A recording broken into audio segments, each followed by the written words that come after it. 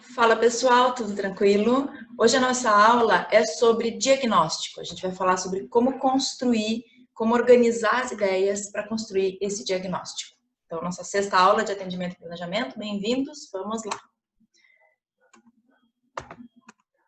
A gente vai começar fazendo uma brevíssima revisão sobre o que é briefing, o que é pesquisa e qual é o papel dessas duas coisas nessa construção de diagnóstico. Aí a gente vai ver uma proposta de estrutura de diagnóstico, uma sugestão de modelo para vocês conseguirem fazer essa organização de dados. E no fim da aula a gente vai conversar um pouquinho sobre o que a gente faz com tudo isso, para que serve esse aprendizado todo a respeito do cliente. Então, começando, a gente precisa conhecer o cliente e para isso a gente tem que reunir e organizar o máximo de informações a respeito da marca para a qual a gente vai fazer esse projeto de comunicação.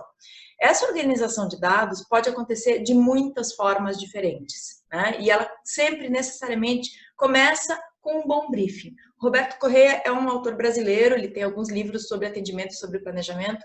Nesse livro dele, O Atendimento na Agência de Comunicação, que é um livro já um pouco antiguinho, mas é uma referência interessante para a gente, ele tem essa frase, assim, sem meias palavras: uma boa campanha depende de um bom briefing. Quer dizer, se você não conseguir pegar do cliente as boas informações, as informações mais completas possíveis para entender aquilo que o cliente entende que é a situação dele, né, da sua marca, você vai correr um risco enorme de ir para o caminho errado, porque você partiu do lugar errado.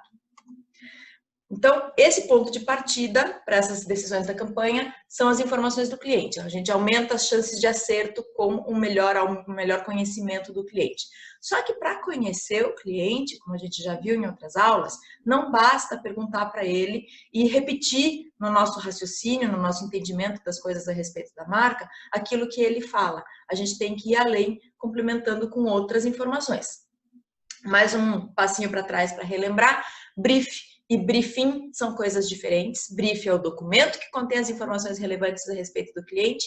Briefing é o processo de obter as informações do cliente. Como eu já comentei com vocês, nós temos um número crescente de livros e textos que tratam as coisas com essa distinção. Então, brief sendo o documento, briefing sendo o processo, mas o mercado ainda não usa isso de forma tão diferenciada, né? Normalmente a gente ouve falar: aqui está o briefing, como se o briefing, com ING no final, fosse o documento ou fossem as informações. E tá tudo bem, a gente não vai comprar briga com as pessoas porque elas falarem, né, como nos casos de elas falarem desse jeito. Mas é importante a gente saber da diferença, principalmente por isso que eu falei, assim, tem tido traduções corretas mais recentemente. E aí o que acontece é que a gente não tem um modelo, e é por isso que eu não passei para vocês, quando eu pedi para vocês fazerem lá o brief do cliente fictício, por exemplo, eu não passei para vocês façam essas perguntas, porque não tem um modelo certo de perguntas. A gente precisa perguntar algumas coisas para conseguir algumas respostas, mas quais perguntas vão ser feitas depende da situação de cada marca. A gente precisa saber quem está ou estava atuando, o que aconteceu ou estava acontecendo, como essa coisa ocorreu ou está ainda ocorrendo, onde e quando. Isso também, segundo o Roberto Correia, num outro livro dele que se chama Planejamento de Propaganda. Mas, de novo, para saber essas coisas, a gente tem que fazer outras perguntas, muitas vezes mais complexas, porque se você pergunta para o cliente o que aconteceu ou o que está acontecendo com a tua marca, a resposta não vem em uma frase. Então, para conseguir aprofundar, você vai ter que fazer novas e mais perguntas. Fica a dica para o pessoal que está fazendo o papel de atendimento aí no cliente do bimestre, né? No cliente fictício, que sou eu. Não se contentem com as primeiras respostas. Às vezes pode ter outras coisas que vocês não perguntaram e o cliente não respondeu. Como eu disse, naquele exercício eu fiz o papel de um cliente meio ingênuo, meio bobão, que responde só o que é perguntado. E se a pergunta vier difícil com termo técnico demais, eu vou fazer o papel do cliente que não entende isso.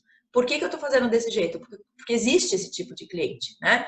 Você pergunta uma coisa, ele até sabe um monte de outras coisas, mas ele só diz aquilo que você perguntou. Então, façam perguntas completas para conseguir ter esse cenário, né? Quem, o que, como, onde, quando, é um cenário completo de informações. Mas de que jeito a gente vai conseguir realmente essas perguntas?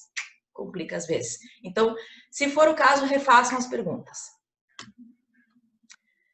E aí, o que vai acontecer? Como eu já comentei hoje ainda e também já comentei em outras aulas, a gente não pode ficar refém daquilo que o cliente diz, por mais completo que pareça. A gente precisa questionar, não é duvidar do cliente, é entender assim, é possível que esse cliente esteja com informações parciais, com informações que olham só um lado, que não estão enxergando o cenário completo. Então, a gente vai fazer pesquisa. Planejamento e pesquisa precisam andar juntos. E essas pesquisas podem ser de qualquer tipo, formais ou informais. Se tem muita verba e muito tempo e é uma coisa muito complexa, você contrata um instituto de pesquisa que vai fazer uma baita pesquisa toda organizada, te entregar um relatório completíssimo.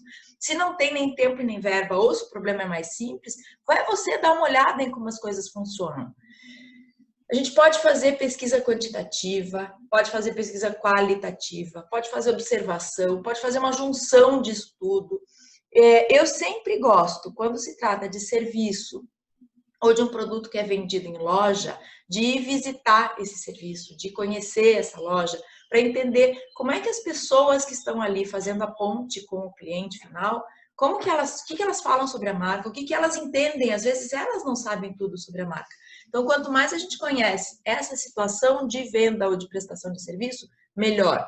Se for um produto, o produto mesmo, que não depende tanto desse processo de venda, vamos conhecer, vamos testar, vamos pedir para outras pessoas testarem. E, além disso, aquilo que é o mais óbvio, monta um formuláriozinho lá no Google Docs, no Typeform, sei lá onde, monta com perguntas que te ajudem.